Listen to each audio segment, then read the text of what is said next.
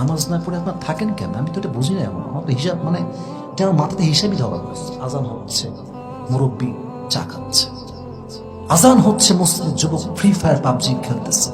আজান হচ্ছে, যুবক মাঠের ভিতরে বসে বসে ক্রিকেট খেলতেছে। ঠিক আছে কিনা যুবক ভাইরা, বলো কথাটা। মানে এটা কেমনে? এই মৃত্যুর কথা কি স্মরণ কখনোই হয় না? আজরাইল যে চোখের সামনে ভয়ঙ্কর চেহারা নিয়ে দাঁড়াবে, কখনো কি এটা মাথাতেই আসে না আপনার? ও আব্বাজান, কখনো কি ভাবেন না আপনি একবারও? আপনার বাপ চলে গেল, দাদা চলে গেল, আপনারই তো পালা, এবার পালা তো আপনারই পালা। কই আপনার দাদা মরছে, আপনি কয়বার কবরে গেছেন? কয়বার বলুন আমাকে, সত্যি কথা বলুন, কয়বার গেছেন? আমি আমার দাদার কবরে জীবনে মাত্র একবার গেছি।